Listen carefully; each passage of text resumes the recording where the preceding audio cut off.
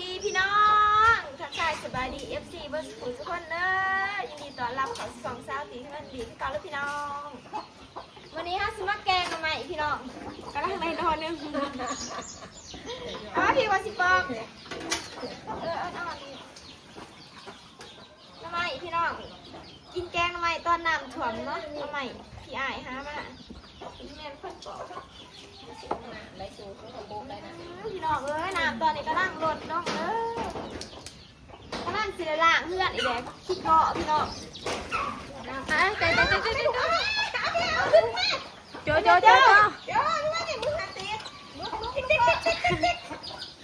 ไปเลยต้นละไปเลย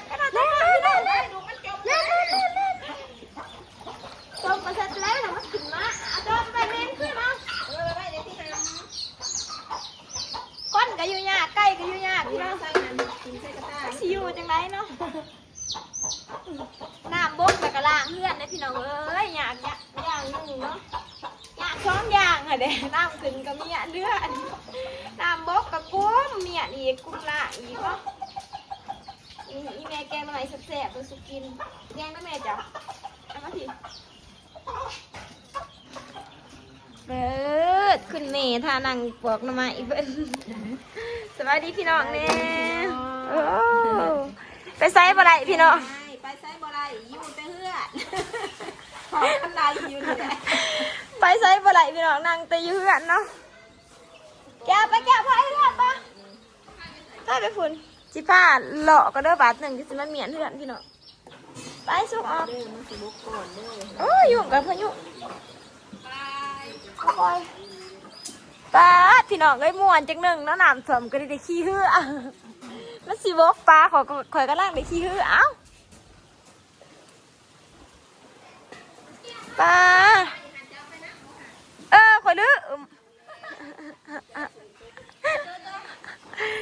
จ้าทำไมไปอีเมลขึ้นจ้าขอสิไปรอบ้านก็น้อยหนึ่งถ่ายคลิปไปพี่น้องเบิ่งก่อนขี้เหือรอบ้านว่าสิตั้มมาคุ้งขี้เหือมันสิบกก่อนเลยนะมันยังเสาอยู่จะน่าเกล็ดน้ำเบิดมือป้าพี่น้องเลดออกแล้วเนาะพ้นกับห่วยเลยป้าทุกคนขี่เรือแก้วมันสิเข่าพุ่มเห็นบ่นี่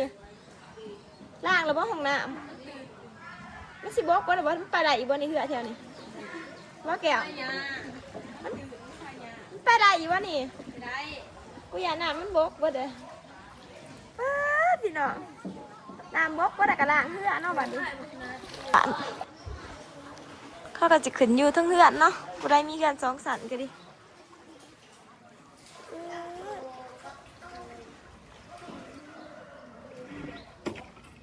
ล่างเหือนนะพี่น้องน้ำมันบกเลย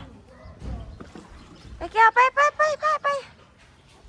าถั่วขี้เหือหรอก่อนพี่น้อง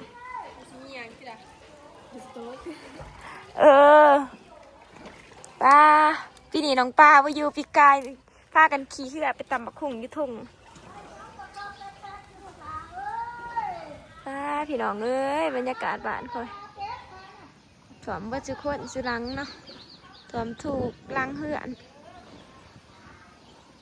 เพราะว่ามีเหือนบ่ถ่วมมีสองลังพี่น้องมันสูง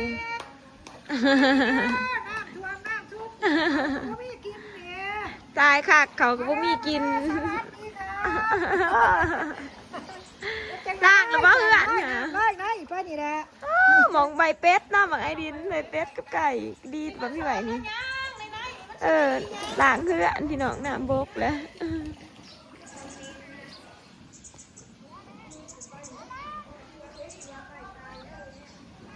แก้วไปเอาเขาทางนี้แก้วเอาทางนี้อ้ำกับโค้งที่แก้วมันสิตำนี่โค้งพี่น้องน้ำยังแห้งอยู่เด้อเที่ยวนี้ว่าเอาขี้เหอะออกบ่ขี้เหอะมันขางได้พี่น้องเอ้ยน้ำบกเลยเนาะเห็นหัวโอ้เป็ดไก่มุ้ยมองอยู่สดมาอยู่น้ำมองสูงๆอยู่สิเลยพี่น้องพาย เรือออกขัวว่าได้เลยเฮ้ยเขาว่าหนีไปทางไรเกี่ยวมีทางไปอยู่บ่โอ้เกี่ยวกับกระถินเกี่ยวบ่ไปเอามา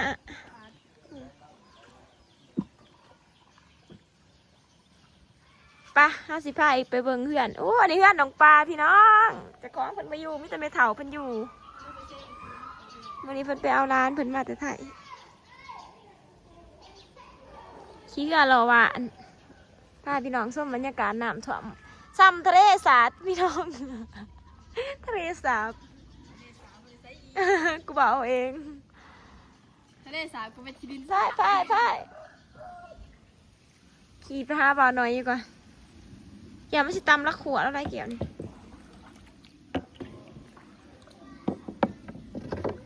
นี่ไม่ใช่อัน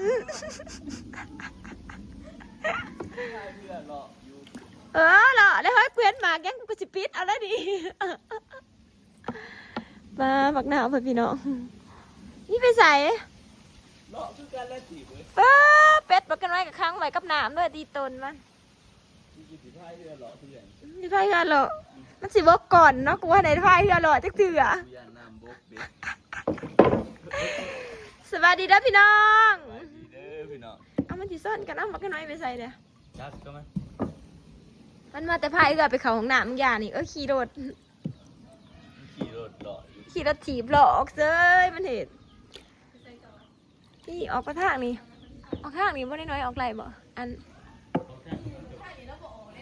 นี่ทางนี่ไปที่พายเรือไปทางกันบัดเลยแกไม่ใช่ตามเพื่อนเราขี่เรือหล่อเด่นเครื่องอันนี้พวกซีเอาขึ้นเหล่าเว้ยเครื่องสำคัญพี่น้องเอาขึ้นไพ่กะลาปิดอันมึงสากแบดได้จังไหนกูไปสากกินนะคะไปหาซิปแล้วก็มาอันนี้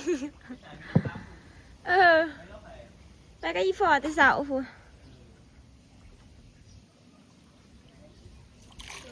มาทางนี้แก้วมาทางนี้โอ้นั่งอยู่ท้องผู้น้องไปไซส์ปลาอีย่ายนี่พี่น้องเอ้ยแม่ซอสจันแหลมแม่ซอสจันโจนั่งยิ้มไปเปิดอยู่ท้องผู้มันไปปลาเกี่ยวมึงจะไปทางไหนเกี่ยวนี่มาทางนี้ก็ได้นี่ไปหันเลย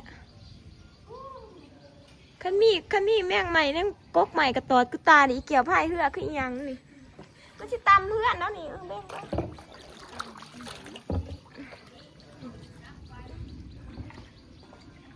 โอ้โหชกมามีโดดจ้าคนมีโดดกูมีหื้อขี้หื้อมึงบ่เมื่อยบ่มึงจีบโดดได้น้ำเมื่อยแล้วไปน้ำบกเลยพี่น้องเพียงกลางเข่าเลยเนาะ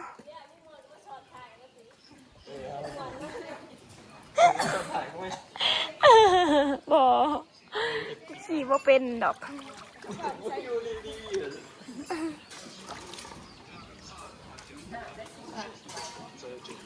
โต๊ะน่ะได้หน่อยเห็ดดีๆกูสิโต๊ะน้ำบกปะแดกกูพ่อไหนเด่นน้ำซ้ำได้เมียรับปอกน้ำไหมอันนี้น้ำไหมยังเมียไม่เพกเราไม่ได้น้ำไหมเพกพี่น้องมันจะแกงน้ำไหมเนาะน้ำไหมเพกน้ำไหมไร่น้ำไหมไผ่น้ำไหมสังไผ่ต่างกันด้วยพี่น้องพี่ใหญ่เราไปเดี่ยงเงาะเนาะเราฮักมาแต่ป่าข้างบนผุดป่าลงแกงน้ำไหมกินเพลนตอนน้ำท่วมป้าห้าสิบพาไปเบิ่งในเฮือนห้าสิบไปล้างเฮือนก่อนดอกพี่น้องเลยเพราะว่าน้ำมันหลดลงเลยเนาะมันสีขี้ดินโอบไปย่างเข้าไปแก้วของข่อยนี่โดดก็แต่เด็กน้ำเพียงหัวเข่าเลยพี่น้องไปพี่น้องเอ้ยน้ำเดิมโดดแล้วขีดปลามันสิบบกเนาะ ผู้ดีหนามตอนมันขึ้นน่ะเกลือเพียงเอวเห็นไหมพี่น้องเพียงเอวเนาะก็ในบีทของไปสับใครออกมาไหมผู้ก็จะบอกเตียงอันนี้ก็บีแต่แกนมาผิด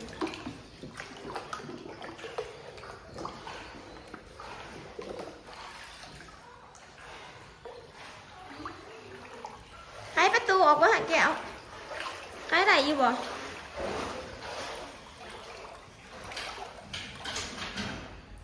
นั่นในโบ๊กเบิร์ดพี่น้องใครไหนบ่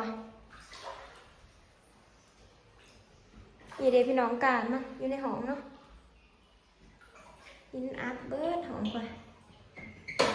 ตอนแรกเศร้าตีเมียนอันนี้พ่ท่านพี่น้องเตียงนอนบ่ได้เซ่บ่ได้อันนั้นไว้ใครแต่เดียวเนี่ยบดมันเอาไว้พ่ท่านผู้ดีกว่าก็ขึ้นมากเอามาสั่นไว้ใหม่มันบ่เปื่อยได้เพราะมันเป็นใหม่อัดแต่กับบ่ฮู้คือกันเนาะพี่ข้างนอกก็ดิเครื่องคองพี่น้องเอ้ยปวนเหมิดมาอีกเลยซุกมาล้างซะกูแน่ เบาซุกบกน้อยหนึ่งแก้วเก็บเอานี่มาทิมในแก้วมันบ่ได้เปื่อยเลยเฮ้ยนี่ไม่อัดไม่ซัก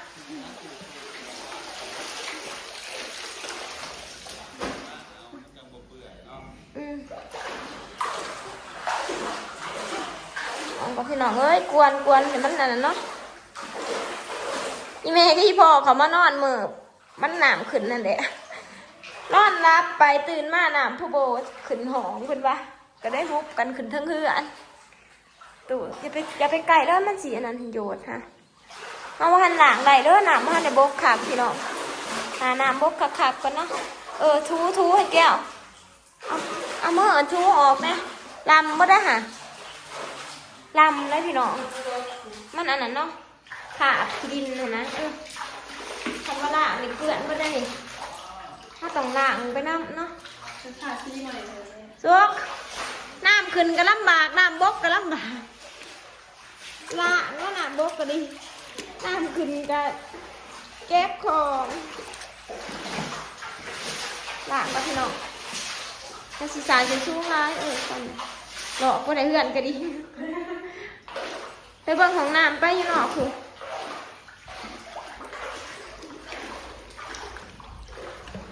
ตู่แก้วอีเมเซ่น้ำไปเลยตัวเอียงสั้นไปดีเนี่ยเพื่อนตัวก็ดีมึงไปดังสั้นนั่นพุ่นห้องน้ำที่เราเลยที่ทำมาเขาห้องน้ำจังไรเนาะขันน้ำมันท่วมห้องน้ำซาตีก็บ่มีหมองเขาแล้วพี่น้องเมื่อไปเขาอยู่พุ่นในป่าพุ่นในหลังเนาะไม่หนักไม่หนัก นี่เด้มาเกยอยู่นี่เด้น้ำนี่ได้หลังลูกขันมันทำบริหลังหัวมันดอกอันนี้ห้องซาตีก็ยังมาอาบน้ำได้ปกติอยู่ได้พี่น้องห้องน้ำนี่อาบน้ำกันยืนเพียงนี้เนาะเพียงนี้จะอาบได้หัวอยู่เลยพี่น้องตาแข็งเลยยังเปื่อนอยู่เด็ดแต่ก็เท่ากับถึงเรื่องเอาน้ำมันด่าเอาว่าน้ำมันก็ยังใส่ได้สบายอยู่ปากพี่น้องเลยกวนน้ำที่ต้มเนาะมันสิขาวันนั้นน้ำโบกนะมันสิขาอยู่เพื่อนผู้เพื่อนก็ดียังสูงอยู่ว้าถลาเลยสบายดีพี่น้องนะสบายดีเนี่ยลูกสบายดีพี่น้องนะมันจักอยู่ว่ามันน้ำท่วมนี่ฮะนางปอกน้ำใหม่อยู่ขันไหลนี่ล้างน้ำได้ยังเพียงหน้าแข็งนี่แหละมันบิดง่ายดอกยังแล้วบุรถอยู่ไซเบิร์ดถ้าว่าสีด่างหอมพี่น้องเปื่อนร้ายเนาะน้ำอันนั้นขี้ต้มมันจับแล้วจะไปทูก่อนเปื่อนกันดิตู่จะสีอะไรพี่น้องตู่ซาตีบเสเลยเปื่อนนี่ก็บอลอีเมนอนเนาะ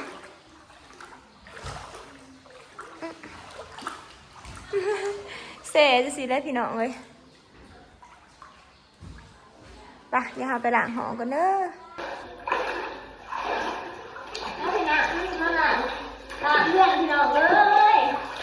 ต้องไปชูมันออกเนาะเพราะว่ามันนี่สิได้นี่เปื่อนพี่น้องประมาณน่ะคือตรงเนาะถ้าเนาบ่ชูสิน่ะมันก็สิบ่ออกได้พี่น้องถ้าเนาบ่ชูสิคือตรงมันดีสุดค่ะน่ะมันปล่อยโบกันนักเลยเนาะ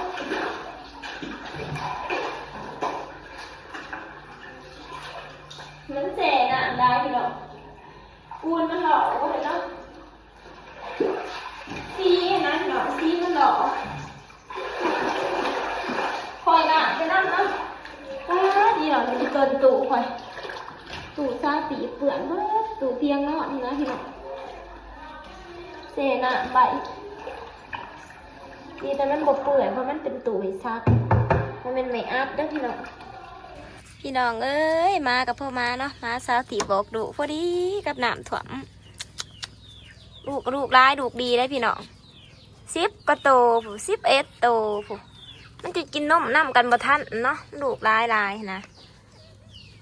อันนั้นว่า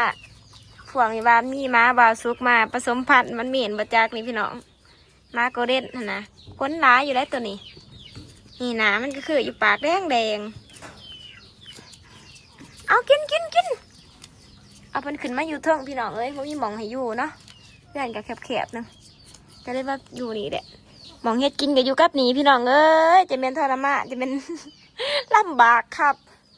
คักเนาะสิพากันแกงหน่อไม้กินข้าวเพศพี่น้องอีเมียก็ดังต้มแต่ใบยานางอีพอยังไปเอาอยู่เนาะเพิ่นไปเอานั่นเพิ่นไปสากหมอไผ่ไปผากนั่นเพิ่นเอามาเนาะไก่เพิ่นเอายานางมาเลย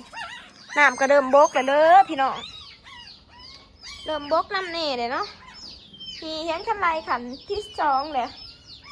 บกร้ายแล้วเกียมสีด่างเพื่อนได้พี่น้องเอ้ยบาทนี้เพื่อนกับเปื่อนเนาะค่ะหน้าเวลาขี้ตมมันน้ำมันนอนนี่ขี้ตมมันอ่อนก็ต้องได้ล้างน้ำพี่น้องโอ้ไก่กระถางอีเพิ่งบกน้ำได้เลยมันแหลนนะคนบ่ตกมานี่ตาบางตาน่ากินข้าวซะพี่น้องเอ้ยบาทนี้แกงหน่อไม้แซ่บๆรสกินข้าวเพลน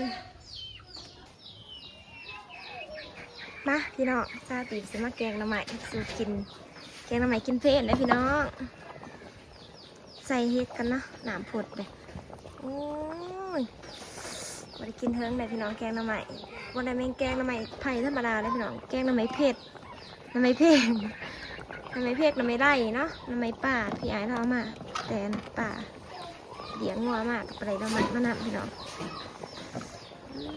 กินแสบๆรสเขาเพชรมานี่แกงมาใหม่พอดีหมอใหญ่หนึ่งพี่น้องใส่เห็ดใส่หอยหอมนี่เนาะเหลือยังด่างอยู่พี่ถ้าล้างถ้าใส่น้ำอันนั้นเด้อพี่น้องบริใส่น้ำอันนี้ได้ต้องมีน้ำเนาะนี่เป็นตุ๊กค่ะพี่น้องใส่น้ำสะอาดเห็ดกินเด้อพี่น้องนี่FCทามาใส่ชีวิตจังไรฮะนะถ้าใส่สะอาดจะน่าบริใส่น้ำส้มกระโปกเราพี่น้องกินน้ำยากับมีอยู่ปะนี่เราแกงเบื่อสุดตาบางตอนเรากินซะพี่น้องเดี๋ยวเลยพี่น้องป้าแกงหน่อไม้ย่ามเพชรพี่น้องเอ้ยเป็นตะเสบขนาดก็จะช่วยเด็กค่ะเด้อช่วยปูนป้าแกงหน่อไม้ฮะเป็นตะเสบมาเด้อพี่น้องกินแกงหน่อไม้น้ำถ่วมรักที่ว่าเด็กคนไปคนมาอยู่หอยหอมมีหอยหอมมีเห็ดนำเนาะหอมมันดีอ่ะมันจะตัวเสียบไปที่พี่น้องมาเด้อ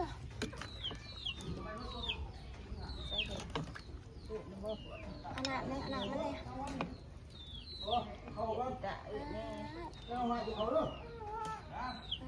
เร็วเด้อพี่น้องกินข้าวเพลนน้ำกันไหวไอเจมเอ้ยไอเจมก็รอเอ้ย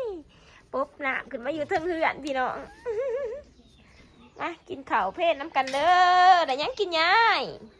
แกงหน่อไม้มาเลย พี่น้อง แกงหน่อไม้พี่น้องซีมือข่อยเองเด้อแซ่บอยู่บ่แม่ท่านได้กินอยู่ ไปซื้อพ่อครับ แซ่บบ่นี่แหละพี่น้องอพยพขึ้นมาอยู่ทั้งเฮือนเนาะจักเครื่องจักของเต็มอยู่เดี๋ยวนะมันบ่กวางพี่น้องแคบๆเนาะกินข้าวเพชรกันเด้อพี่น้องเอ้ยคลิปนี้คลิปแกงหน่อไม้กินข้าวเพชรเนาะตัดถ่ายคลิปน้ำท่วมให้พี่น้องเบิ่งน้ำกระโดดลงได้เด้อพี่น้องล้างเฮือนเนาะวันนี้ว่าหันบีดเฮือนอยู่คอยลงทีละน้อยทีละน้อยกินข้าวกันเนาะพี่น้องเลยไปพบกันในคลิปหน้าเด้อบ๊ายบาย